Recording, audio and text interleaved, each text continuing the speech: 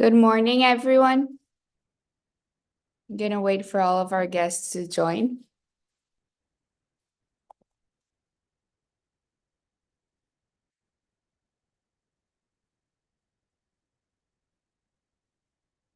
So I would like to thank everyone for joining us today here in this webinar supported by FGV São Paulo.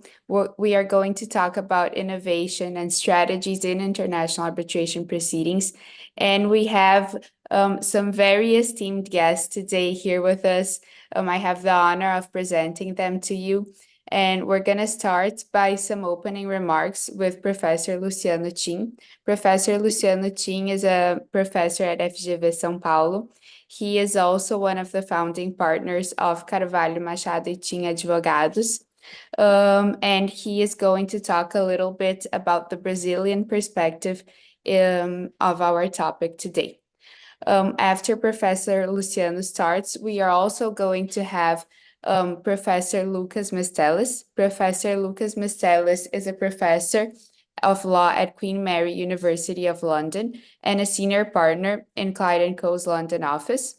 He is an knowledge authority in international dispute resolution and investment treaty law, and he regularly sits as an arbitrator and acts as counsel and expert in arbitration proceedings.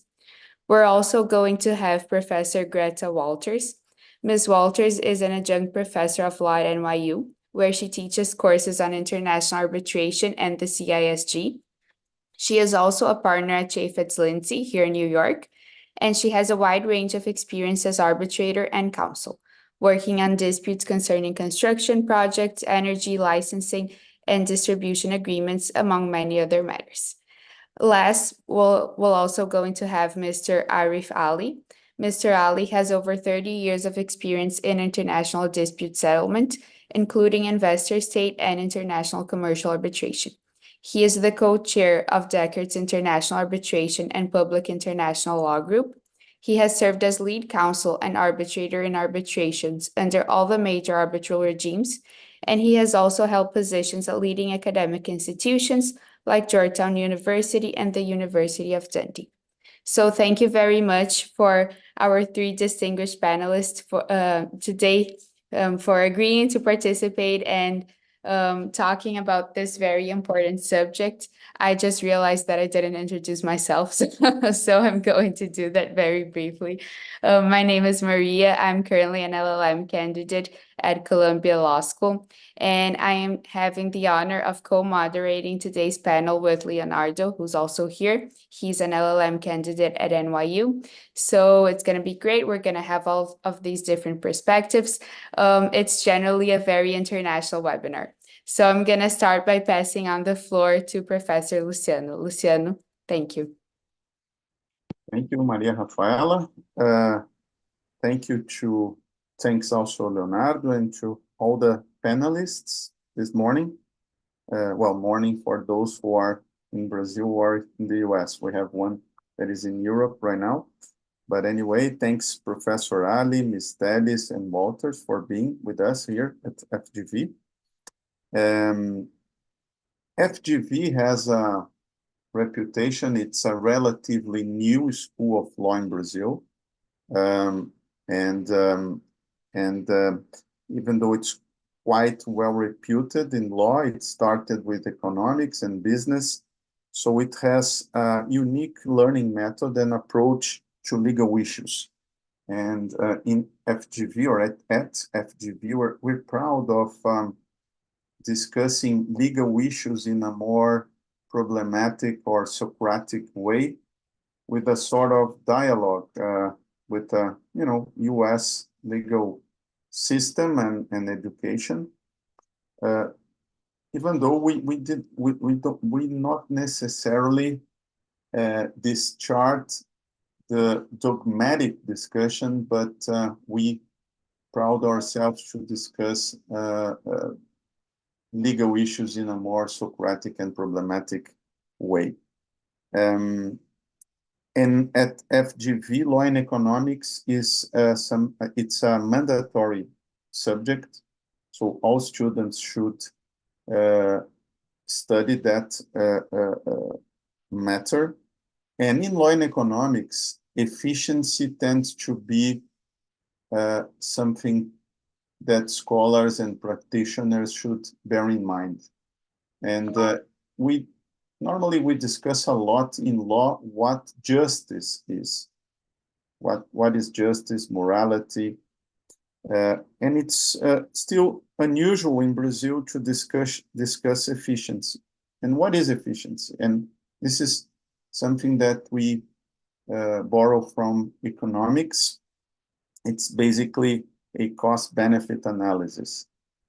It's well known, the view of Judge and Professor Posner, but sometimes people think that he's the most important figure of law and economics, but it's not necessarily true. There are many professors in the US and some Nobel Prizes in economics, and Judge Posner was not one of them. And he is very criticized by his first phase. Some people would say that it was his first phase or initial phase in which he reduced justice to efficiency.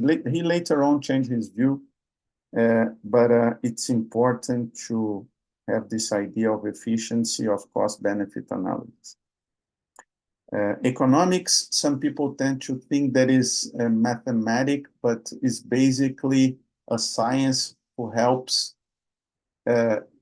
jurists even to make decision in a most pragmatic way. And efficiency is important.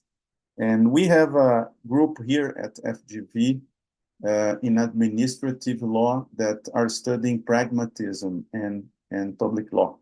So we are studying pragmatism in FGV.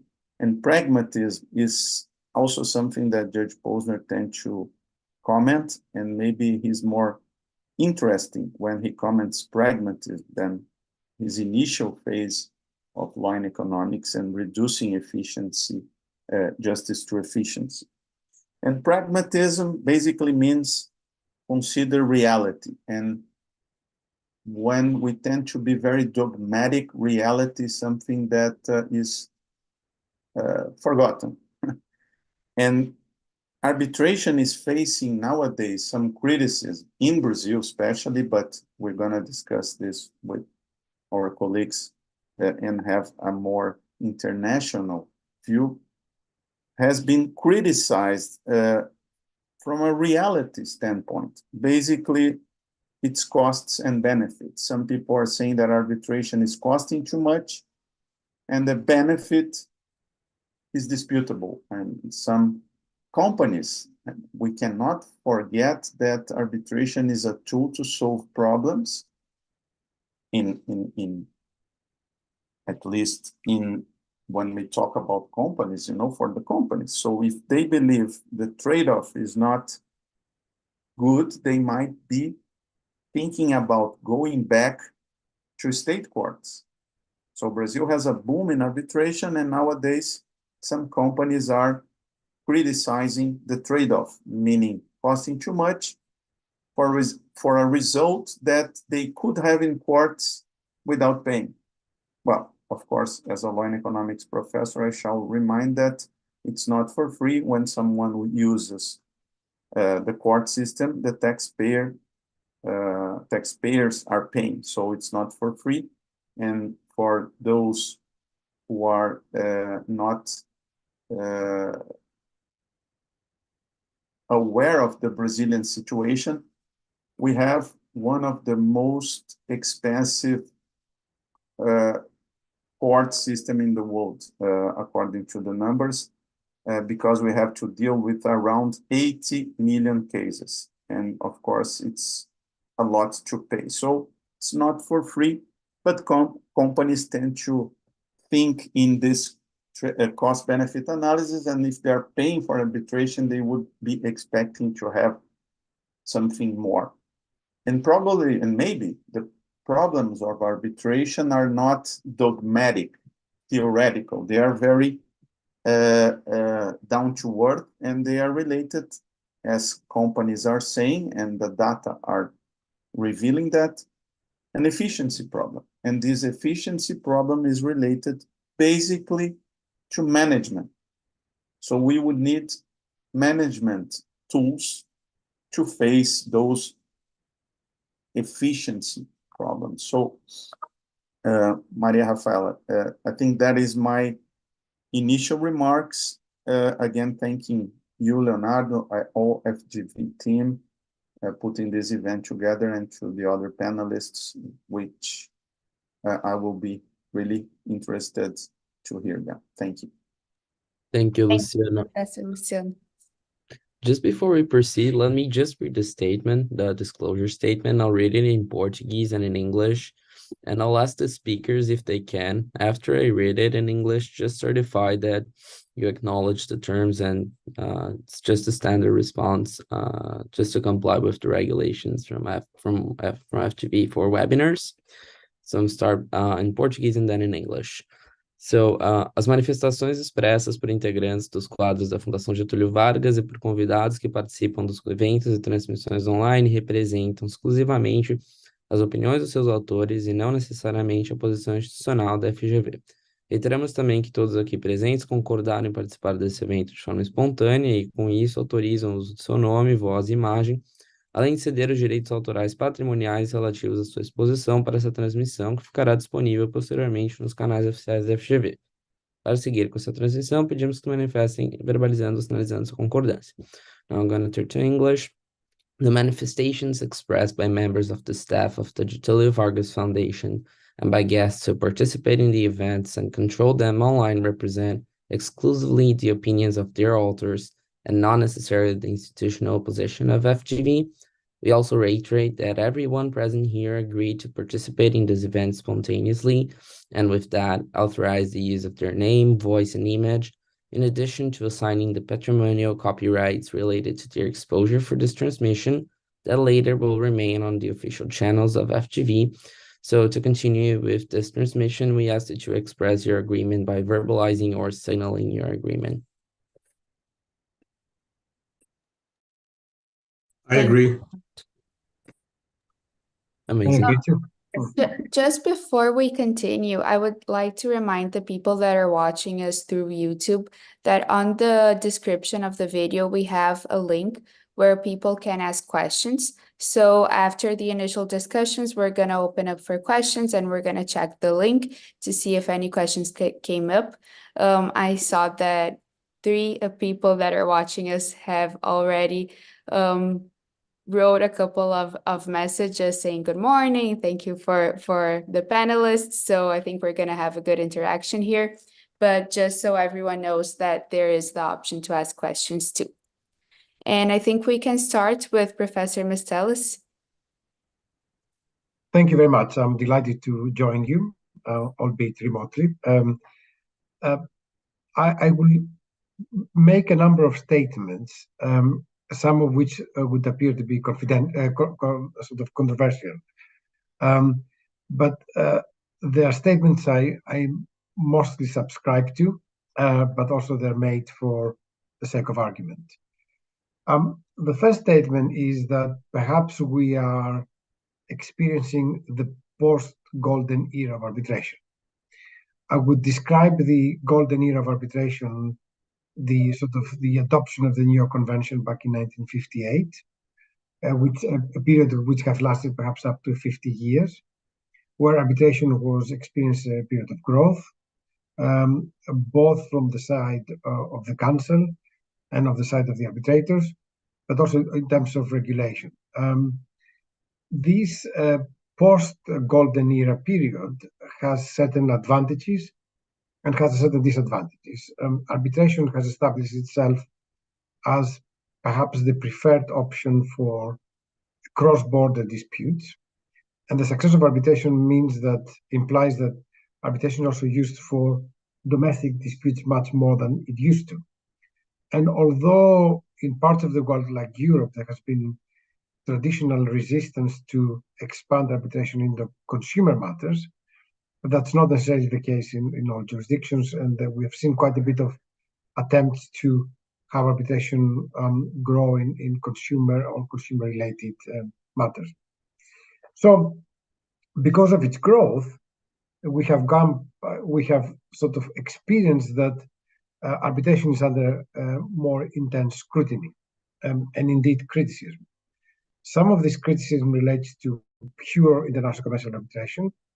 Some of that is collateral damage from broader debates. We've seen, for example, in the last almost 15, 18 years, a debate about the legitimacy of investor-state dispute settlement. And certainly that debate has grown so much that we have contamination in the commercial arbitration debate. But in the post-golden era, I think perhaps one of the less positive aspects of the golden era is that arbitration was practiced by a fairly small group of individuals, either organized in very few firms that had arbitration practice. Let's not forget that the idea that law firms would have a dedicated arbitration practice is a matter of the late 1980s or the beginning of the 1990s. Up to that time, only one firm, which no longer exists, Goodell Brothers, had an arbitration practice. And then firms like Freshfields created an arbitration practice. And so there's no big firm these days that doesn't have an arbitration practice. So that opening up of the market is what I would call a democratization of the market. We often seen cases where some of the lawyers have never had the international arbitration experience before. It's the very first case. They are empowered enough to do that without the support of a more experienced counsel. And of course, that means that everyone who enters into the process comes inevitably with a lot of the domestic baggage that one has. So that sort of democratization implies that we need to perhaps organize the market a bit better. And one way of organizing the market is by regulation. So we have increased voices that they would like to have a heavy regulation of arbitration. In countries like sort of Brazil, that regulation had taken a particular direction. So disputes involving state parties or the state are sort of linked territorially to Brazil and Brazilian law, and the non-state party has to carry quite a bit of the expense. That doesn't, of course, close arbitration, but perhaps makes arbitration a slightly different beast than arbitration was in the golden era. So that's my first statement. Sort of post-golden era, increased regulation, but perhaps this amorphous process of arbitration becomes not necessarily what the original process of arbitration is. Increased regulation makes arbitration less autonomous and less liberal. Now, my second broader statement is that arbitration is not good for all cases. Arbitration is what I often describe as a luxury market. And I make two parallel examples that you can use whatever is closer to your heart. You arrive at a place, you can arrive at London at Heathrow Airport, and you can decide to take the underground into the town. That is not cheap, but it's not too expensive. It's only about £5, whatever it is these days. It's busy, it's often very crowded. That is effectively the court system. It's paid by the taxpayers, and on the top of that, you pay a small fee to use the service. But of course, you have a lot of alternatives. As you know, in London, for many years, the means of transport of choice was the so-called black cabs. The black cabs is, I would call it, a classical institutional arbitration, perhaps something like the ICC. It's not cheap, but you know exactly what you get, and has some internal regulation. Of course, from that moment, we now have a lot of different options. We have Uber, we have Bolt. You can decide to take a helicopter, you can decide to take a limousine, you can decide how many drivers you have.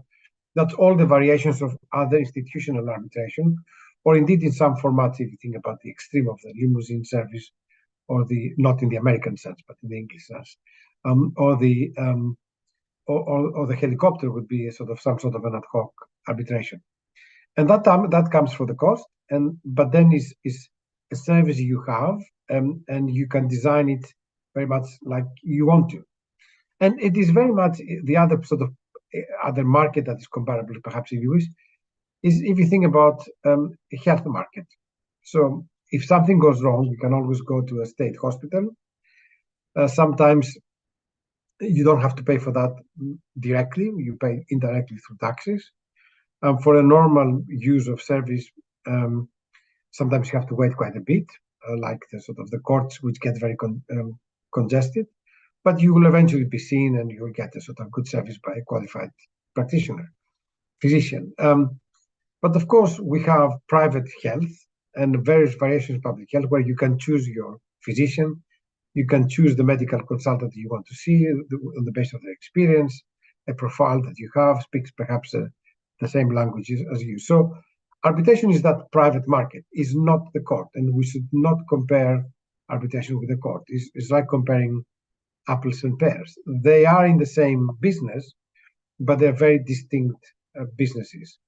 So if we look at speed, for example, as an indication of efficiency, some of the most efficient courts in the world are Japanese courts. In Japan, you can go through 3 instances in 18 months.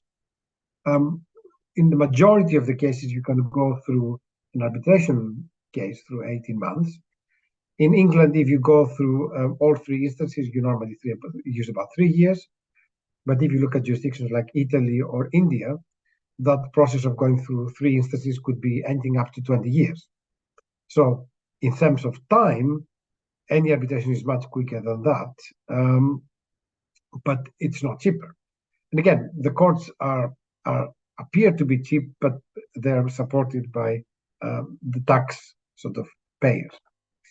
So, and I think it's appropriate that arbitration remains some sort of a bespoke, or if you wish, sort of luxury product, because that is not for every type of cases. And of course, we see that because imitation is a bad thing, there was a trend 15 or 20 years ago where everyone was talking about multi-tier dispute resolution clauses. You do not need them in a very simple sales contract. In a sales contract, you need a resolution, you need to collect your money, or not have to sort of deliver. So you don't need to explore in sort of three tiers. Now, the third controversial statement is that arbitration at the moment suffers in the sense that is becoming overly regulated, not only from the national legislator, but in my submission, arbitration becomes heavily regulated also by arbitral institutions. Arbitral institutions that they are in a competitive market as well, and we've seen, for example, how the reporting about the number of cases often has a bit of a sugar coating. We know how many cases are registered, but we do not know how many cases go to a hearing. So the data that is being released is quite selective, and of course doesn't give us always the whole picture. But if you look at arbitral institutional rules of the last few years, there is less scope for party autonomy. And not only that, but every institution, once they appoint arbitrators, they send them a booklet or a link to a website, which gives them quite a bit of instructions of how to organize their case. So the mantra, unless otherwise agreed by the parties, or the parties are free to agree, but failing that, our rules are default rules, we see more language now that the tribunal must do something, and the tribunal should do something, and so on. So they care very much about measurable outcomes. So they care about how quickly the cases go through. They care how, sort of as an indicator of efficiency. But that's not always sort of plain sailing. In tribunals with more than one arbitrator, we never know what the dynamics are. We do not know whether the delays are down to a partisan arbitrator.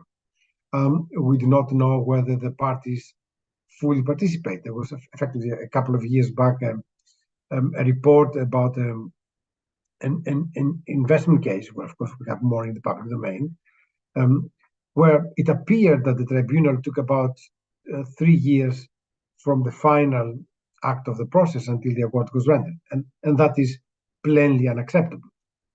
Of course, what's never been reported is that the parties were instructed to pay an additional advance on the cost, because by that time the case has inflated and the advance of the cost was very low for the actual cost of the case. And the parties have suspended the case for about 2 years because they were debating whether that money would be paid or not. So again, numbers do not always reveal all the details, but the drive to appear to have good statistics and good numbers sometimes distorts the dynamic between the tribunal and the parties. And I would suggest that in the majority of the cases, delays up to the hearing are almost attributable to the parties. Of course, every delay which is post-hearing, post-final act, could and should be attributable to the tribunal. And therefore, arbitrators are often known to not say no very often. They are prepared to take any case that is being offered to them. I haven't seen many people say, oh, I don't take this case because I'm too busy. But some of them are busy. And in a recent case, one party nominated an arbitrator who disclosed involvement in current involvement in 53 cases. An institution that cares about statistics could not and should not confirm that arbitrator, but they did. So if you confirm an arbitrator with involvement in 53 cases, don't expect the award turnaround to be very quickly, or don't expect that arbitrator to do any real work on the case. Maybe somebody in the background will do the work, but that will not be the individual. So these are three controversial statements, but all of them, I think, have one bottom line, two conclusions. One is that arbitration has become the victim of its success. And secondly, that every arbitration has its own dynamic, and the dynamic is down to the individuals which are involved, but also the institution that it is involved. So that dynamic is not always very smooth, and unfortunately, we don't have enough empirical evidence to see how often that dynamic becomes a real issue. So I think that's perhaps my initial 15 minutes, and I would like to pass the baton to the next speaker.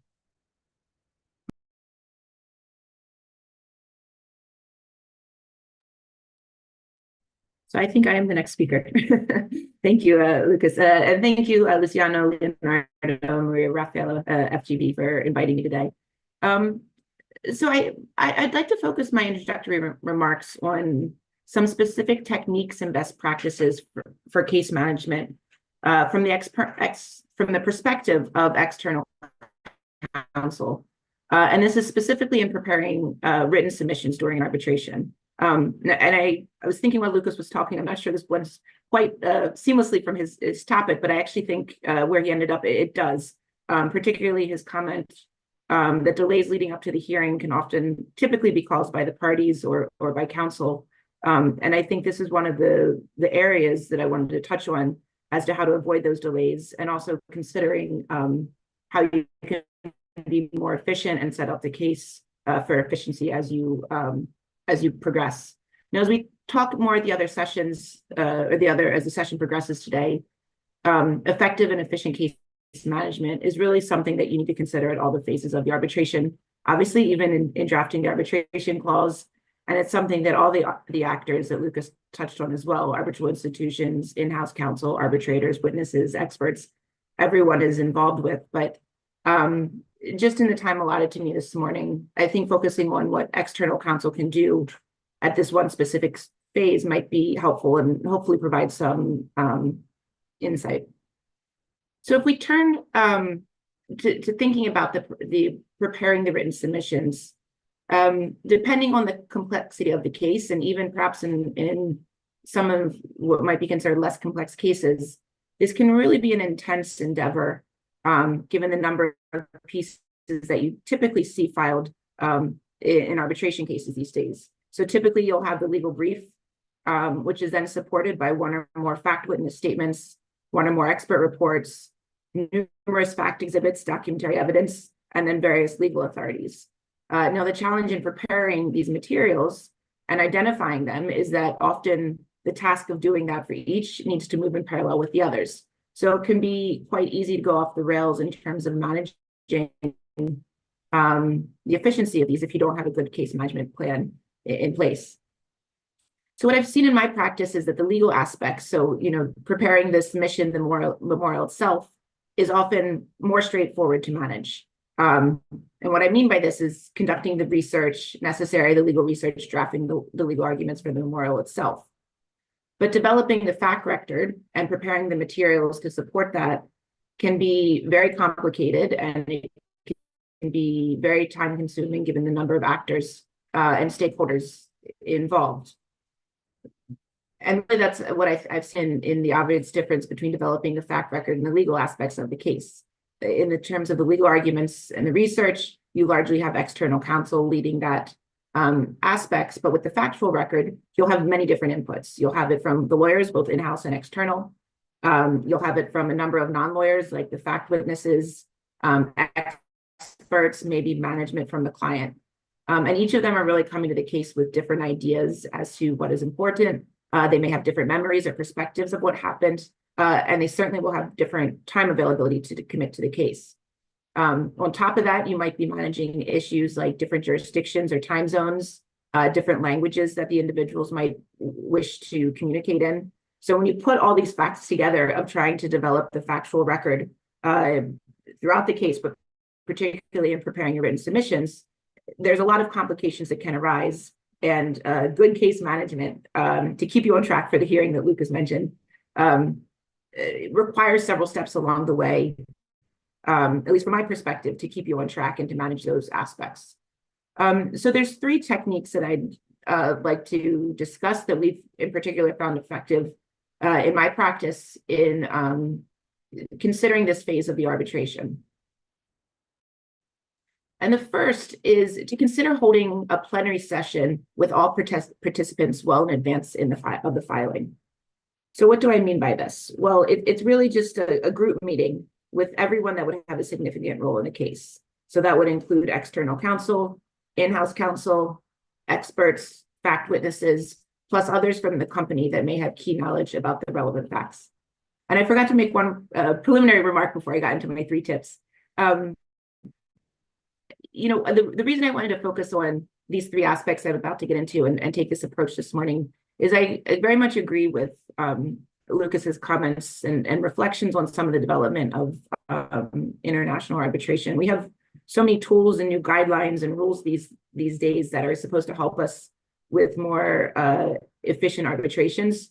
But I think if we go back to kind of some of the original things with just good planning, which we lose sight of sometimes, is where we go off the rails with the management. So I say that remark because the 3 pointers I'm going to discuss today are really kind of going old school, going back to just good planning and techniques that I think we sometimes lose sight of for different technologies or AI or all kinds of softwares that are out there that can be useful, but only if these kind of old school techniques are in place as well.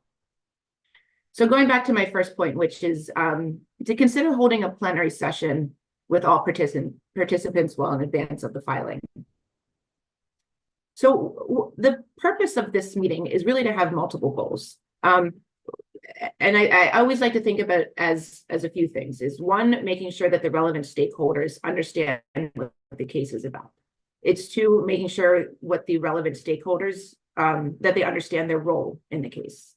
3, probably most critically and time consuming, is gathering facts or establishing a plan to gather facts for the case.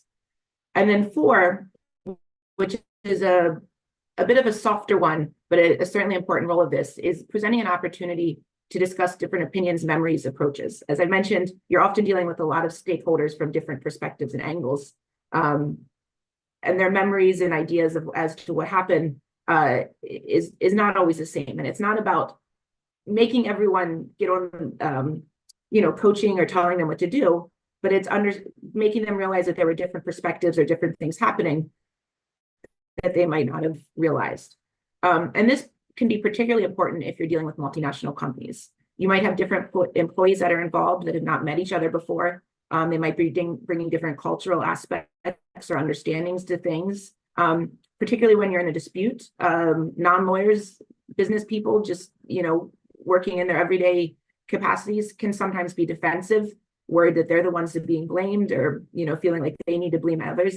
And sometimes these joint sessions help work through that and help individuals get a bigger picture as to what's happening. Now, one other kind of thinking about the purpose of this, Professor Luciano mentioned in his remarks a cost-benefit analysis. And I think this idea of these sort of plenary sessions really underscores that. These sort of big meetings would bring this many people together at an early phase. It can be quite an endeavor to establish, and it can sometimes be expensive depending on if people travel and who you have involved. But what I've often seen in these types of meetings is that they do lead to more efficiency and cost savings as the arbitration progresses. You have, if they're successful, you have less need for more follow-up meetings, less need for, the same type of meeting multiple times with individuals. So it really is a question, I think, when you're thinking about these sort of things of balancing the cost and benefits throughout the case, which I think these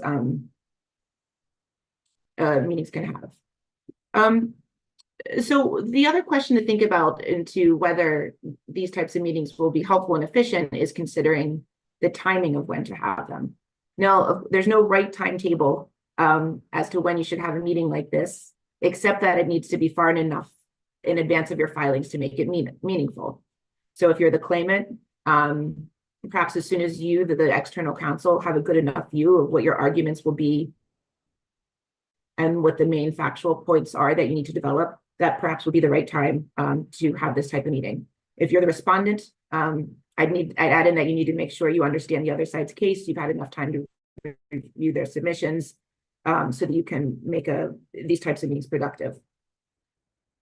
So if you are having these types of meetings, what are the steps or kind of phases of it that you could consider to make sure that this is adding to the efficiency and the effectiveness of developing the case and having a good case management procedure? Well, one of the things that we find very effective when we have these types of meetings is to start with an overview of what the dispute is about and what are the key aspects of both your case and the other side's case. Now, again, I know some of these sound basic, but again, I think we get ahead of ourselves, and just going back to these kind of simple points can really set the stage.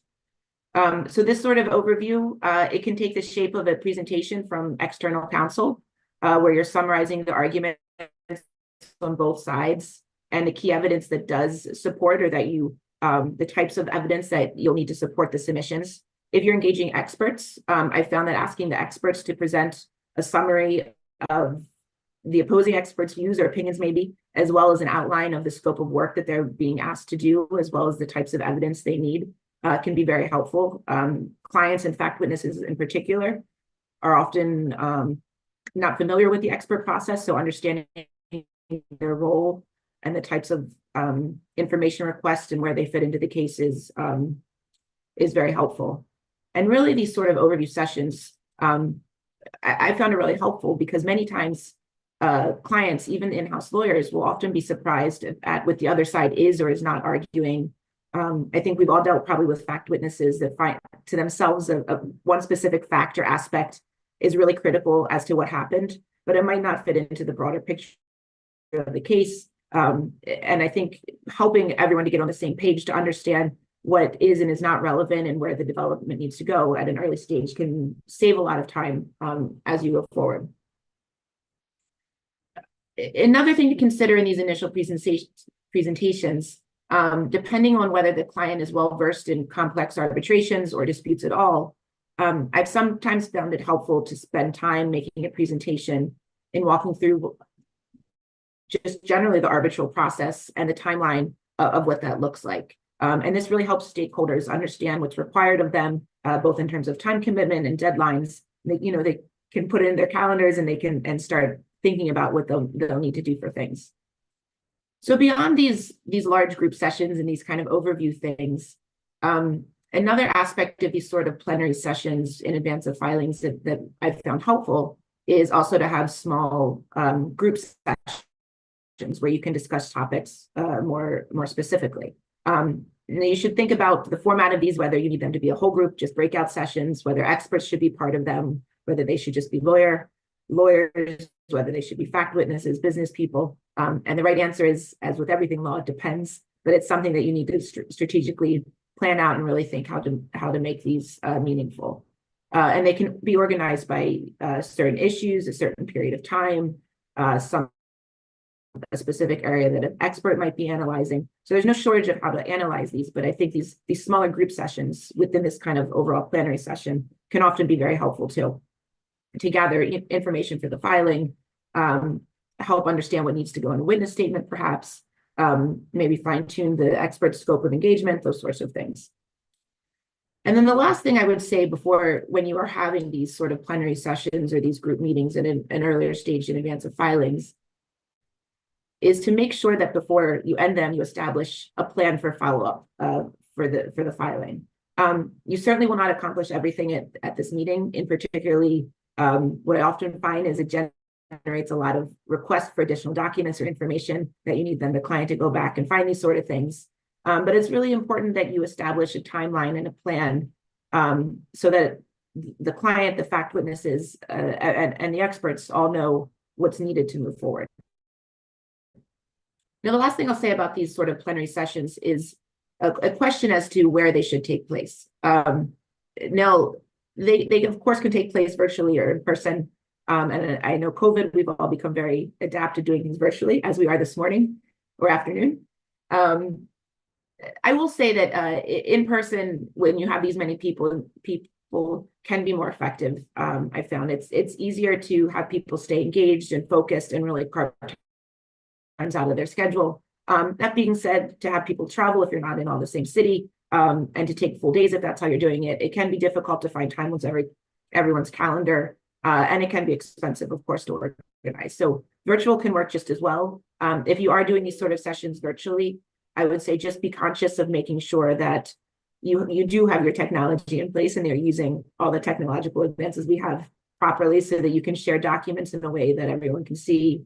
You're taking enough breaks, you're conscious of people trying to stay engaged and do maybe multitask with their jobs at the same time. So both can work equally well. It's just considerations to have whether you're in person or virtual that may vary. So my second and third points are a little bit shorter because they really build off of this plenary session that I mentioned. And the second point that I would offer is a good case management technique in advance of filings and to keep you on track to get to that final hearing is to make sure that you have a clear schedule for deliverables leading up to the filing. It's not uncommon, and I'm sure everyone on this call has had this experience where witnesses or experts will think that when you say I have a March 1st deadline, that means that they can send you their report and their final witness statement and their documents on March 1st, and you'll just file everything then. As you know, though, and we've all experienced, that can't be the case. You really need to get drafts of things and documents and things much farther in advance so that you can incorporate them into the brief. And again, each of these individual pieces can be moving in parallel. So again, it's a simple thing, but it's easy to lose sight of that you set clear deadlines for drafts and documents along the way. This helps witnesses and the client know what's expected of them. It helps in-house counsel manage their colleagues internally. If the external counsel is setting deadlines, it provides a tool for in-house counsel to help facilitate things and help manage internally. So make sure you have this clear schedule and it's communicated to everyone and that you're really following it as it goes. And the third point that I'll offer before I'll stop with my introductory remarks is you may wish to also consider having regular follow-up calls with witnesses, in-house management teams, and experts. In my experience, these aren't typically like this big plenary session that I suggested works in some cases. It's more within individual stakeholder groups. But sometimes having regular meetings with these different stakeholders makes following up on deliverables and checking in much easier as the facts of the case develop. With respect to the client or facts witnesses, again, if you're considering the location of a number of people involved, you're dealing with different time zones, you're dealing with competing schedules, different departments, not all legal, they could be in engineering departments, they could be in business departments that have different groups that they're working with. So finding times to schedule and meet with people can be really complicated, particularly if you have a multinational client. But if you are able to schedule some sort of regular standing calls that people can just carve out in their schedule every week, every 2 weeks, every month, whatever it may be, I've found it's generally easier to follow up regularly if you have something like this carved out.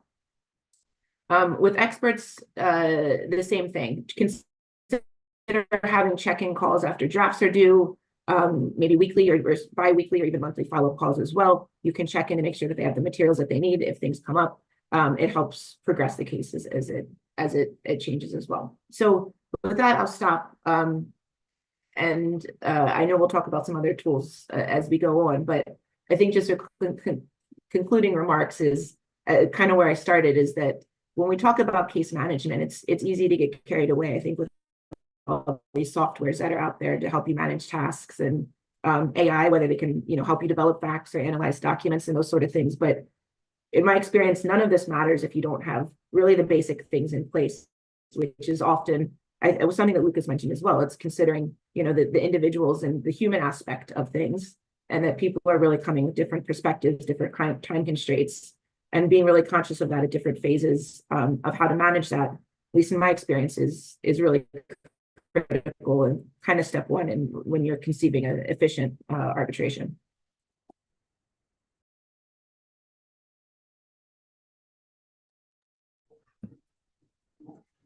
And Ali?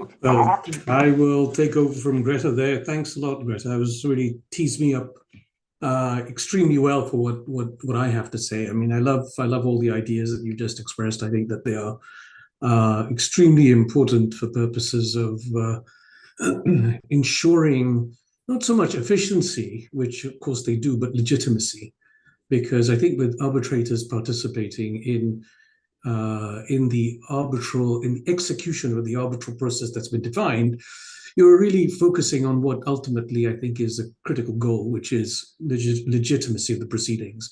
Look, I mean, I am not one of these big, let's say, efficiency flag wavers, which is not to say that I don't think that efficiency is important, but I think that this focus on efficiency is one that is a little artificial. And I think it's something that that has been pushed by various surveys that are put out there, and by the rumor mill of what it is that clients have to say. I mean, obviously, if a survey is sent, and this is, of course, no commentary on the wonderful surveys that Lucas and his colleagues have put together and sent out there, extremely valuable. But at the end of the day, when you send to an in-house counsel a question about efficiency, what else are they going to say? No, I don't really particularly care about efficiency. Of course, they're going to talk about efficiency. They're going to talk about efficiency in terms of cost. And they're going to talk about efficiency as a function of the amount that is, the length of time and the amount it costs to achieve an enforceable outcome. But I'd put it to you that there's something much more important for in-house counsel, in my experience, and that's is due process, party autonomy, and then cost efficiency, all of which then lead to the legitimacy of the outcome, which is what is the objective of arbitration. I think that what has happened is that we have become far too procedurally obsessed and not outcome driven in terms of arbitration.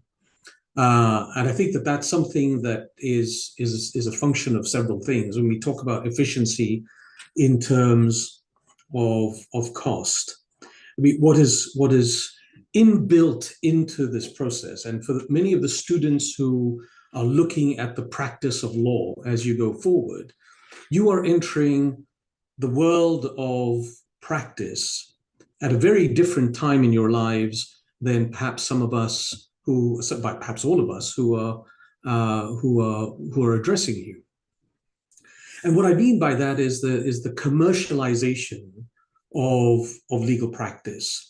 I think the notions of efficiency in terms of cost and time are are at loggerheads to what is the commercial imperative of advocates and law firms who participate in the dispute resolution process. I mean, lawyering has now, I think, become almost conditioned on a certain degree of inefficiency. And you'll read these articles that appear in Law 360 or in different, or the American Lawyer, or even most recently the New York Times, comparing what it is that lawyers in big firms, boutiques, and even sort of medium-sized firms are what they're earning compared to what it is that once bankers earned, right? So this desire for legal professionals, especially those that perform the bulk of advocacy, to focus more on the economics of practice rather than the service of practice. And ultimately, I still believe that lawyering is a professional service that is provided, that should be provided with secondary reference to the economics of the lawyer's efforts. I think what's happened with respect to arbitrators is that we have also built in a degree of inefficiency where arbitrating is no longer a service, but arbitrating has become a profession. It's become more of self-service than service to the parties. And I think that that's very dangerous. And I would commend to you all who are interested in this area the film that was put out by the Stockholm Chamber of Commerce a number of years ago. When you will look at, you will see what it is that those who originally entered the field of arbitration, why they did it, what were the values that drove them to participate in dispute resolution with more of an emphasis on the resolution than on the actual, let's say, perpetuation of the dispute. The word resolution conditioned the first word, which is dispute, and looking for ways to achieve outcomes that were legitimate in the eyes of the parties. And legitimacy, in my experience, comes from, at least the types of cases that I deal with, the clients or the parties feeling that they have had a fair and reasonable opportunity to present their cases, and that they have that the principle of party autonomy has been respected in terms of input, that the arbitrators have actually not focused simply on being slaves to procedural norms that are pushed as best practices by the institutions, as Lucas was saying, as opposed to looking at the dynamics of a particular dispute and defining a procedure that fits that particular dispute. And by that, I mean finding procedures that are appropriate for different elements and aspects of the dispute, as Greta was emphasizing in her remarks. I think that arbitrators have tended, many arbitrators are not proceduralists and they're not procedurally trained. So their incentive here is perhaps more driven less by outcome efficiency and more by perhaps other factors that may be of intellectual interest to them. And so what arbitrators then end up doing is falling within these kind of patterns of how an arbitration should be conducted. That yes, we're going, there's the request, there might be an answer, there will be a procedural hearing, there will be procedural order number one, there will be maybe document production will take place prior to the first submission, written submissions, or there will be the first round of written submissions, there will be document production, there'll be a second round of written submissions, there'll be a hearing, and then there may or may not be closing submissions and or oral submissions at the end of the hearing, and then a perhaps written briefing in terms of post-hearing briefs. And I would put to you that most arbitrations tend to follow that cookie cutter pattern. Why? Because the arbitrators don't have enough information at the outset of a dispute in order to be able to fashion a process that fits the particular dynamics of the dispute, which is why I like what Greta was saying in terms of arbitrators forcing the parties to give them, to provide greater input.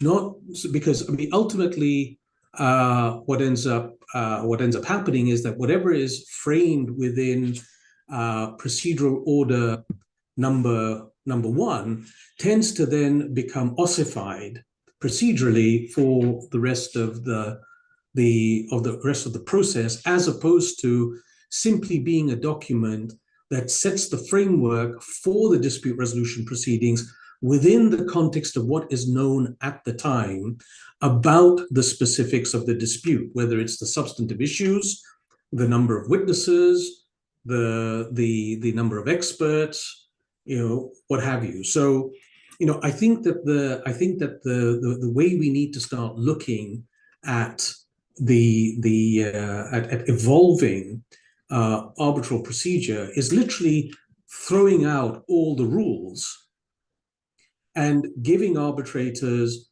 the authority that is memorialized in all of the rules, which is that the arbitrator shall conduct the arbitral proceedings in the manner that he or she sees as promoting party autonomy, as providing the parties with a full and fair opportunity to present their cases, and in a manner that promotes, let's say, efficiency in terms of reaching the outcome. And I think most importantly, ensuring that the award is, or maximizing the prospects that the award will be enforceable. And that's it. I don't think that all these other rules and all this other soft law and all these other guidelines that are being put out there are actually anything more than suggestions. And they should be left as that, because the natural instinct of lawyers and groups of lawyers, when you put two lawyers together, they're going to start creating rules of some sort or the other. We have a natural instinct to want to create rules, to create regularity, to reduce risk, to create frameworks. But I think that the way in which we should be thinking about things is stepping back from all of that, using these various guidelines and rules that we have as inspiration, but focusing on the flexibility, much more on the flexibility of defining procedures that fit a dispute. So, for example, you'll see in construction disputes, what is it that tends to happen is that arbitrators very often will put different claims on different procedural tracks with different types of procedures applicable to those particular to the resolution of those particular claims. Some may go into mediation, some may be fast-track arbitration, some may be documents only, some may require witness testimony. And we've seen some of those types of procedures filtering in to investor-state arbitration, particularly in cases that recently involved Ecuador and large oil and gas majors. So again, what I would urge is for us to be less rule-oriented. I think that we need to be more outcome-oriented, driven by the principles of I think that are most important, which are due process, party autonomy, of course, economic efficiency, but ultimately all of those being a function of what is most important to the parties, which is legitimacy of the outcome. And I think that comes through their feeling that they've been able to participate and have been given a fair hearing. So I'll pause there. There's more that I want to say on procedural innovations, which I'll come back to, especially within the context of culture in arbitration and how culture in arbitration defines the culture of arbitration. Thank you. Thank you, Mr. Ali. Thank you, Professor Walters and Professor Mistelis, for all your presentations. It was certainly very engaging, and I think we touched upon various topics that we can address further. And I'll try to point out some aspects that we can flag in our discussion, but I'll just like this to be as relaxed as possible for you, so you can engage with each other's points and presentations in the manner that you prefer. I'll just point some issues that maybe can serve as guideposts for your interactions, but just feel free to interact in any way you want. So Mr. Ali made a pretty interesting point regarding how it should be, arbitration should be less, and arbitration practitioners really should be less rule-oriented and more outcome-oriented, and how this search for efficiency can be artificial in such a manner, but there are other underlying aspects and really goals that can be regarded as contributing to legitimacy of international arbitration, which should be the main goal here. And this reminds me of a discussion that Professor Mistelis brought in his article about efficiency as a value in international arbitration, and really about the possibility of arbitral institutions overriding arbitration agreement provisions between the parties. For example, when we think about provisions such as Article 5.2b of the SIAC rules, for example, when we think about the appointment of a sole arbitrator, when the parties have agreed previously upon appointing 3 arbitrators. So here we have an example of how we can see a situation where the party autonomy principle can be actually override in purpose or in function of this efficiency goal that can be quite artificial, as you mentioned. So I'd like to bring this up as a guidepost, just because I think this this discussion could be a well interplay between all your points. So if you want to comment on that or any other aspects, and this is really free to any of you who can speak up and talk a little bit about it.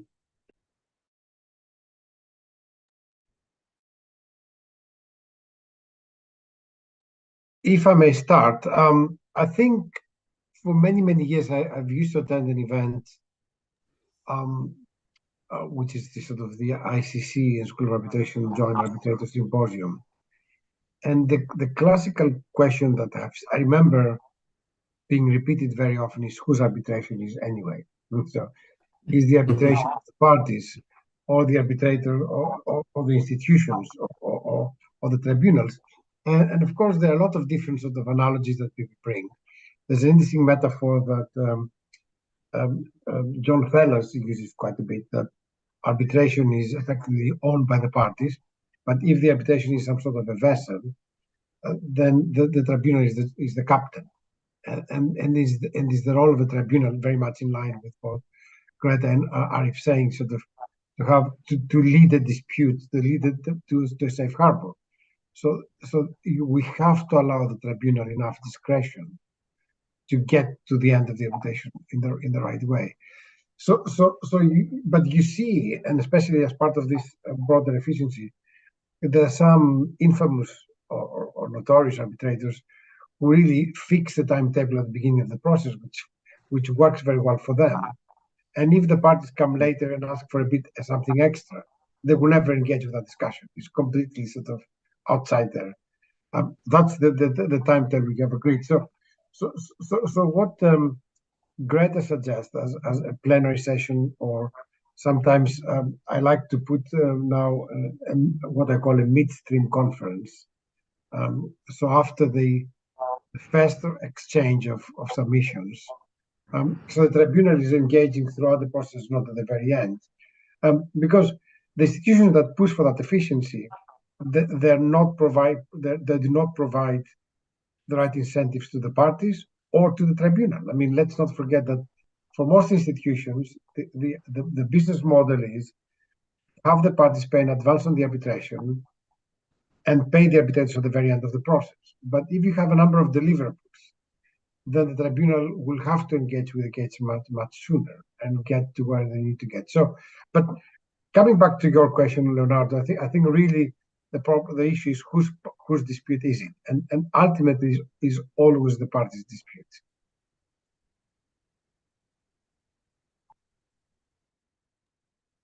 Perfect. It's a great point indeed, and I think that especially when we think about how national courts really interpret this in a different way, it can really lead to a sophisticated debate, and for sure it's complex and instigating. I'd also like to turn to another point that I kind of think fits in with all your remarks, really. And it has to do about, and it's more general, but I think it's an important question to raise up when we think about efficiency too, because we know that arbitration and international arbitration specifically, when we think about all the cultural, legal, and procedural differences that we have across jurisdictions, we really have to think about how they can impact effective management of international arbitration. So the question I'd like to bring to all of you here is, to anyone who wants to speak up on that, if there are specific managerial skills or techniques that are particularly crucial when we are dealing with disputes that involve diverse legal and cultural backgrounds. So here I'm referring to language barriers or any other cultural barriers that can be seen as important in dealing with international arbitration in that sense. I love this topic, if I may, Greta. Just and also because I had to drop off shortly for a client meeting, but for the past few years I've been deeply engaged in studying the cultural psychology and arbitration and dispute resolution generally, and I think that it's one of the biggest failings of the current very rules-based, extremely rigid, the rigidity that is entering into arbitral process. I mean, what I find remarkable is that from the early days of international arbitration that Lucas was referring to, when arbitration was practiced by very few practitioners and by very few law firms, to now the proliferation of excellent arbitration practitioners from Porto Alegre to Kuala Lumpur to Cairo to, I mean, you name it, you find amazing practitioners with experience in international arbitration, and that has, I think, brought with it economic inefficiencies, but it has also brought in, I think, greater cultural and linguistic diversity into the profession or the professional practice of arbitration. However, I don't think that is taken into account in an appropriate way within the context of arbitral procedure. And the one thing that I might suggest, Greta, if I may, with all humility, is that the plenary session actually include questions, especially in multi-jurisdictional, multicultural arbitrations where counsel are from different countries, the parties are from different countries, the witnesses are from different countries, that the arbitrators probe those issues, especially when we go into what the effects are of virtuality on those whose native tongue is not English. What it is that virtuality, for example, does in terms of visual distortions to people of color. What it is that how evidentiary evaluation needs to take into account cultural context, so that we somehow eliminate from arbitral practice what is the other presumptions that arise out of historical imperatives, and I don't want to use laden terms such as colonialism or northern dominance, but I think that as if we want to legitimize the world of arbitration as a truly global practice and as a mechanism for resolving cross-border disputes, I think that we need to focus a lot more on not assuming that all arbitrators have that innate cultural humility, cultural competence, and don't have innate biases, but are trained in are encouraged to explore the cultural diversity, the legal traditions, the advocatorial and evidentiary traditions, rather than take the view that there's a certain legal purism and everything has to be done according to what the ICC in France says, or what the council at the LCIA in London say. So I think we need to break things down further to reflect that cultural diversity that is reflected and can have that needs to be reflected, and that can have a huge outcome on or effect on the outcomes of arbitrations. And I think that this is one area that we haven't yet grappled with appropriately. So, I throw that out there. It's a very controversial proposition amongst those who feel that there is a certain procedural objectivity. But I think that it is that very issue that has contributed to the delegitimization that we're seeing in investor-state arbitration. And so I'll stop there. But thank you. Maybe just to piggyback on what Arif was saying, I mean, I think it maybe is controversial, but it shouldn't be, because I mean, I think in the same breath that we always hear people and our colleagues and the community talking about increasing efficiency and improving, decreasing costs, things along those lines. It's the same breath with we need to increase diversity and of arbitration, and it really does go to the legitimacy that Arif is talking about. We are seeing more. It is just a fact. We are seeing more and more actors and parties in arbitration from more places, all over, from all corners of the world, and it's a question of legitimacy, but also expanding diversity and making the system adapt what the cases look like. And they don't all look the same way. They don't all involve the same party. So to say that there is one way to do things, I think shouldn't be controversial. I mean, there's lots of ways to do things. And Lucas is right. We lose some efficiency with all these guidelines, but they're still meant to be guidelines, and we should not lose sight of the flexibility aspect of it. And I think on one aspect, yes, we need to consider in the procedural aspect, but I think when we think about cultural backgrounds or different approaches to doing things, it's not only the procedure where it's a question as to how to consider it or adapt it. I mean, I've seen many cases where the dispute really comes from cultural differences. It doesn't come because one party was intending to breach the contract or not, or I mean, it comes from different understandings of what the contract means or what was required, or based on cultural understandings and differences in background. So, I think the points that Leonardo raised in the comments that I phrased as well, when you consider culture and how that plays into a dispute, it's really all aspects of it. I think that it could, when we're talking about international arbitration and when you have actors from different jurisdictions, it's what does the case look like, but also understanding how the dispute arose and the different approaches to it. That's a great comment, Professor Walters. And in that sense, I'd like to also ask you, and if the others want to join as well, but I'll just ask you because you brought this point, which I thought very interesting.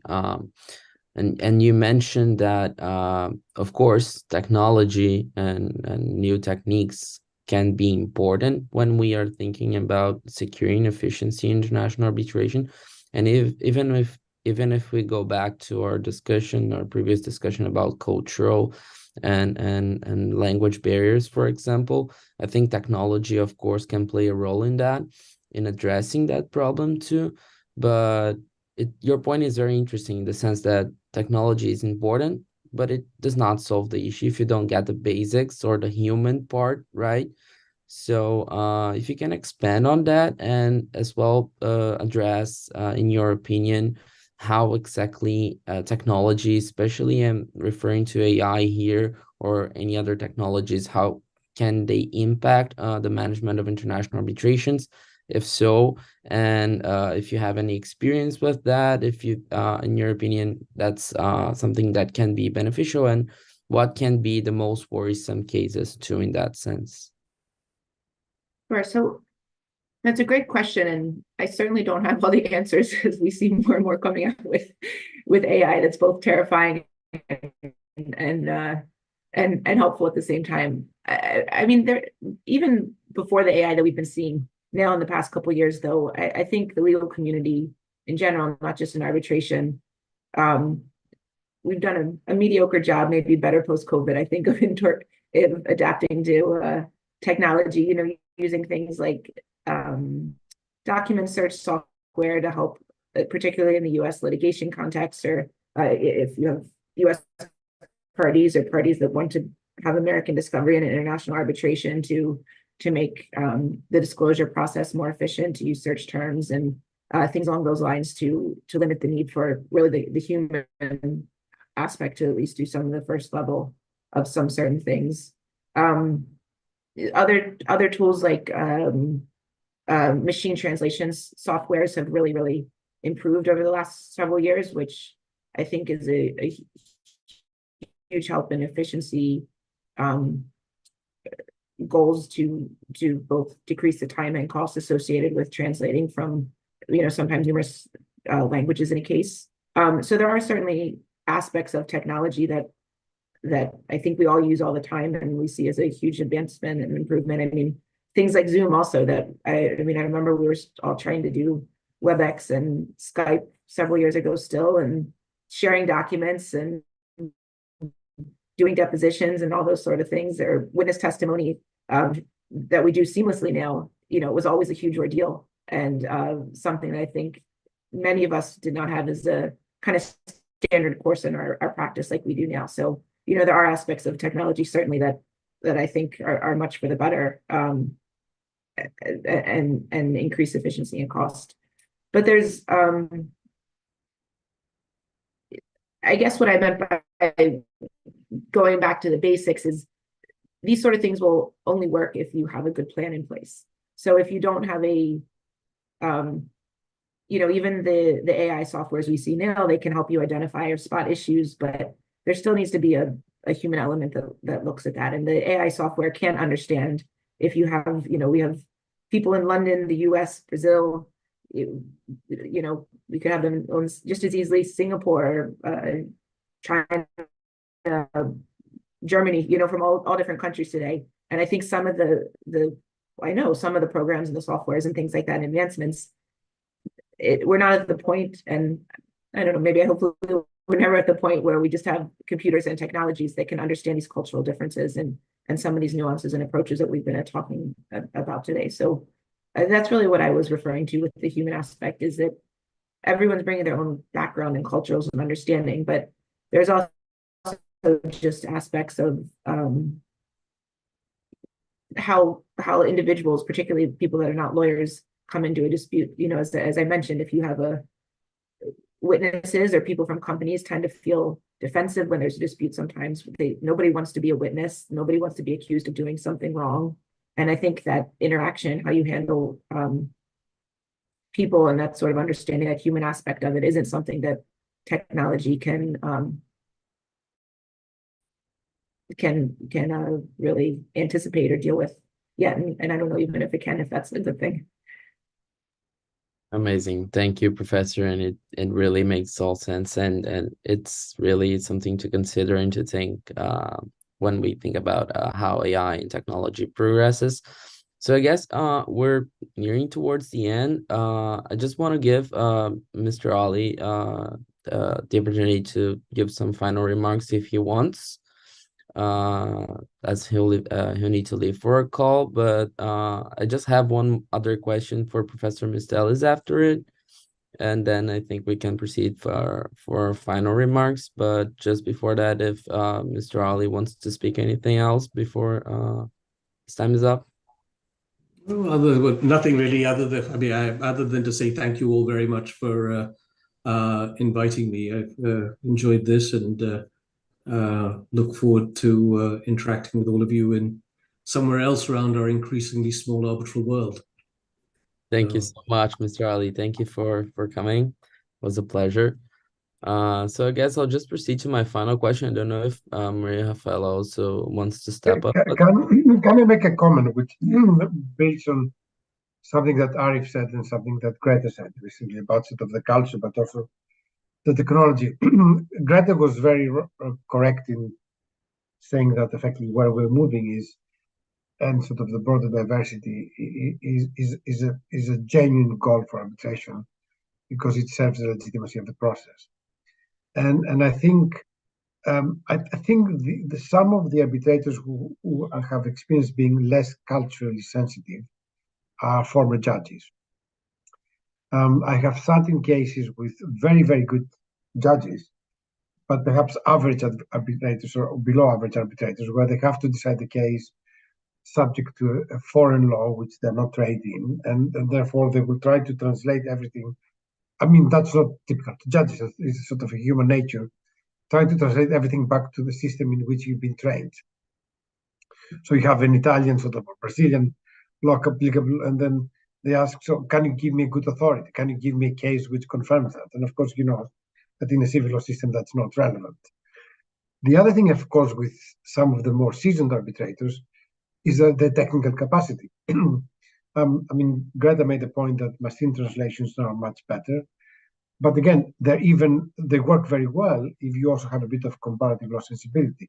So if you said, so they read the Romanian document translated, and of course, company will often be referred as societies to them. But of course, if you're a bit trained in French law or something in civil law, you know that the society it refers to as a company law. So I think a lot of the younger generation, which has a different exposure to comparative law and to technology, would bring about that level of efficiency naturally. While I think some people who are perhaps always practicing a single jurisdiction might have a particular sort of problem with that sort of. It makes perfect sense. It's a great contribution, Professor Mistelis, and I think that leads me to another point that I also wanted to ask you, and I think it builds on the 2018 survey that was conducted by Queen Mary, and that is featured in your article too, and to me at least is very interesting to see that some of the solutions or the potential ideas that were presented in that occasion not only highlights the points that Professor Greta mentioned, but also flags other important goals, such as the importance of early case management conferences, the need to tailor procedure, and not only use, for example, standardized procedural orders and such things as that, and of course, there are other techniques that you highlight in your article that might be able to streamline the arbitral proceedings. For example, you mentioned limitation of pages for the party submissions, identification of material issues at an early stage, which is something that I think Professor Walters also alluded to. Even the use of sanctions when you think about dilatory tactics and what can be regarded as guerrilla tactics, and even the use of technology. And I think it would be good to hear from both of you and your perspectives on that. And I see that Professor Luciano is back, so if he wants to jump in that as well, but just wanted to hear from you both your perspectives on those suggestions, which ones are being implemented, which ones actually are having an impact or can have a direct impact in the search for efficiency or legitimacy in international arbitration. And if you can also give examples of your practice, be it as a practitioner or as an arbitrator. I mean, if I may start, I mean, arbitration is a collaborative process. So it's not the parties alone and it's not the tribunal alone. So they have to find a proper sort of communication. And I made the point earlier, the sooner the tribunal engages with the file and identifies the issue, the better it is. Now, culturally, and I'm going to avoid giving examples because I might be sort of criticized as being sort of having prejudice about jurisdictions, but certain jurisdictions will take the view that you fight every single point. I mean, if the other party has 10 claims and sort of 5 other comments, you will fight every single point. The reality, however, is that you always have to fight the best case you have rather than so sometimes you lose credibility if you elaborate and spend quite a bit of time on a point which is weak. How do you go about in sort of dropping an issue without appearing to not doing your job is a matter of experience, I suspect. But there are ways of saying that you do not pursue an admissibility argument, but you think that the lack of observance of the sort of pre-arbitral process is an indication of the breach of contract, and then focus on your breach of contract argument. So sometimes it's cultural that you need to find every single point, but conciseness is a virtue, and I think if the tribunal can effectively communicate what they want, that will work for everyone. So it is essential for this collaborative and consensual process that everyone feels to be part of it and doesn't feel isolated. So comments are not dismissive. Comments are not sort of instructions are given clearly, and I think that's something that is not always used very, very effectively by tribunals. So either because they think that the authority is undermined, or sometimes tribunals become very weak because of what we describe as due process paranoia. They think that if they make a decision that would not be giving the parties a full opportunity, but the parties would have to be heard, and once they've been heard, a tribunal has to make a decision. That's their job. If you could just pick up on one thing that Lucas mentioned, there's so many tools that I've seen used that are helpful from arbitrators and tribunals to try to streamline or make the procedure more efficient. The different things we've been talking: preliminary sessions, direction as to topics the parties should focus on, joint expert sessions, those sort of things. But something that Lucas said, I think that is so critical with that is giving the parties clear direction as to what they're looking for. I've seen it many times where the tribunal will ask for something that no party really wants, and the effect of it is that I think it's not a useful exercise. It takes a lot of time to prepare, and it's probably something that the tribunal's not expecting or hoping for. And I mean, these can range from requests for joint statements of facts, identification of witnesses, joint expert reports, which, the only thing is that each expert is just listing their different opinions, which is, not really helpful for anyone ultimately. So I think there's a lot of these tools that really can be helpful if properly managed, but they really depend on clear direction from the tribunal and buy-in from the parties also, that everyone knows what the goal is and what the deliverable is meant to be, because otherwise it just becomes a less efficient tool of just another task in the arbitration that is putting the same information in just a different form, but it's not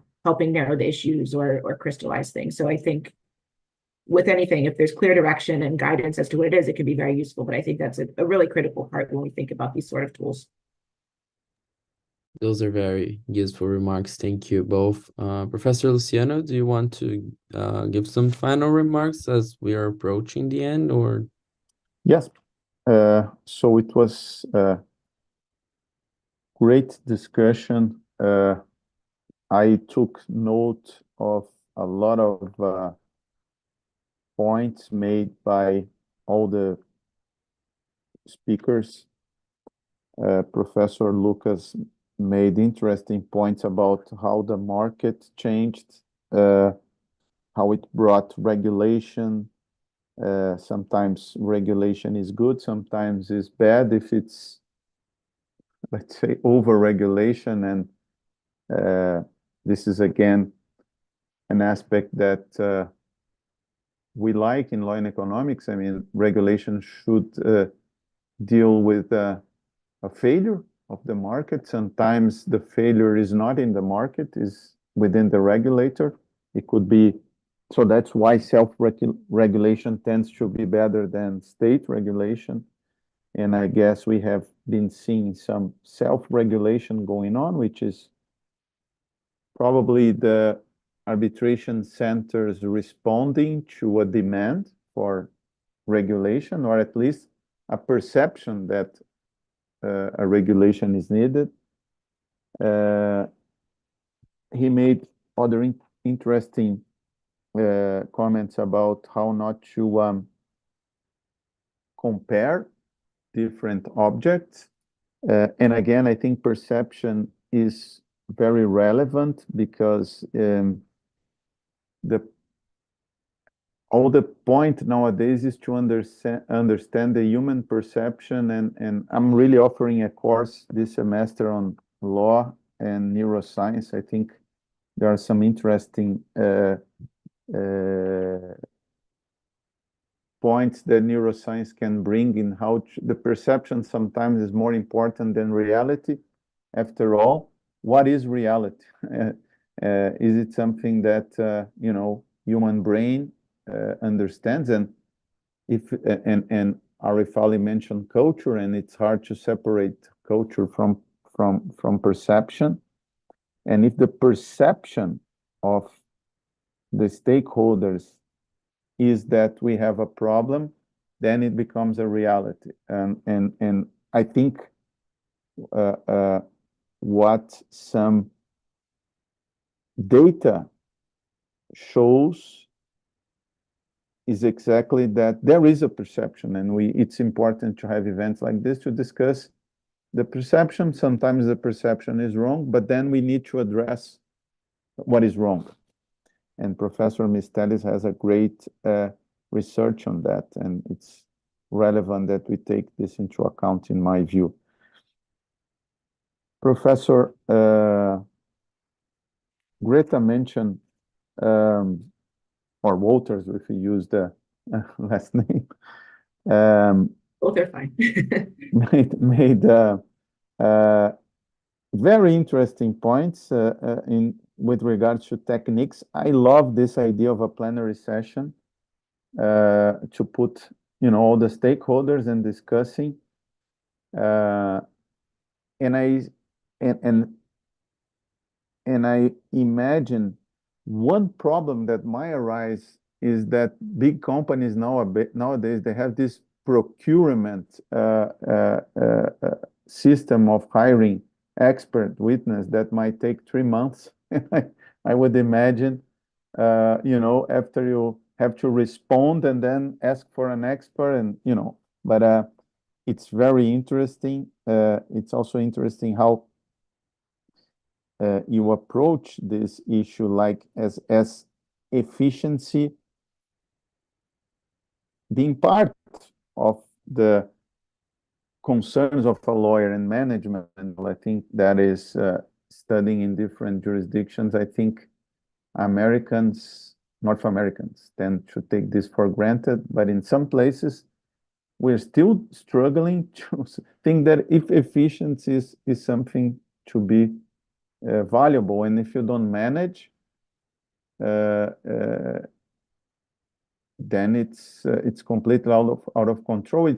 And I think, not surprisingly, most of the business schools are in the US. I think it's something that is cultural, and I think that affects even a coffee shop. And sometimes I get upset in coffee shops in Brazil because they cannot give me efficiently a coffee, you know, because there's lines, people don't manage. And I think it's a huge problem in law firms in Brazil and in courts and in arbitrators that think that management is something that is not of the topic, that we should only discuss very complex legal issues. And again, I have to quote Professor Posner when he says that he's a pragmatic jurist, because for him, reality is more important than legal concepts. And I think it's an very interesting point, actually.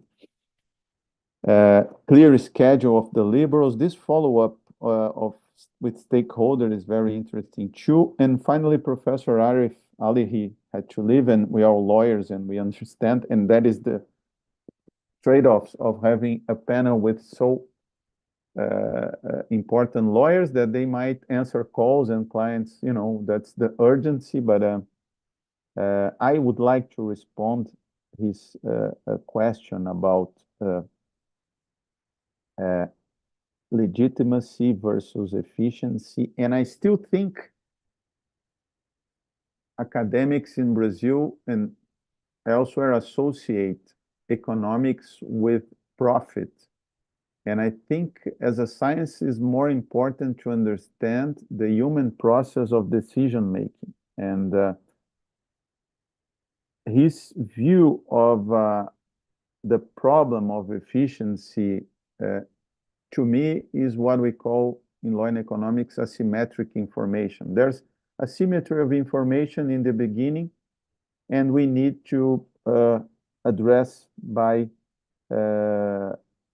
several means of reducing the asymmetric information. There are some interesting works relating quality of a decision, arbitrator especially, but could be a court decision, and the quality of information. And gathering information is time-consuming and money-consuming. And that's what Professor Mistelis mentioned in the beginning about what we want is quality or is saving money. And sometimes what is cheap is not good. And Professor Mistelis compared health system and transportation system.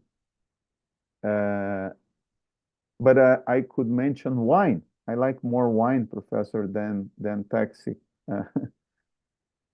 Sometimes the cheapest wine means that it was not properly, or it stayed less time, you know, under the barrel, or the quality of the barrel is different, or you don't put cork. So it's, and what economics teaches is that quality is relevant. That is why economics is not accountancy. Sometimes CFOs only look at number, but the number in terms of what it costs, but not the benefit. But then how I measure quality. And a decision that has quality will need time. So we need to balance. Sometimes I think we over produce documents. I mean, it's files of 200 pages, 3 opinions, 15 witnesses. I think that can be very inefficient because the human brain is not capable of absorbing 15 witnesses, 200 pages, especially if this arbitrator has 54 cases, as Professor Mistelis mentioned. Sometimes could be a problem because then time takes time and reduces symmetric information as well. But then again, even the court litigation system in the US, for me, has this advantage of discovery, because then you have the things at the beginning, not at the middle of the case where the judge is there taking care of the case for 2-3 years, and then we realize a new document or something like that. So very interesting topics. I like the idea of Professor Ali about arbitration and correlating self-service. He didn't, I guess, complete self-service of who, you know? Is it the arbitrators, law firms? And sometimes we think that now, academically speaking, law firms really represents the clients. But then we have all the literature on law and economics about agency problems, you know, and how clients are involved really in the management of the case. And that's why I like going back to Professor Walter's presentation about this meeting. So that is my final remarks. And of course, I'm happy to hear reactions from Greta and Lucas, but or by other, would be Maria Rafaela or Leonardo, but that are my final comments about that.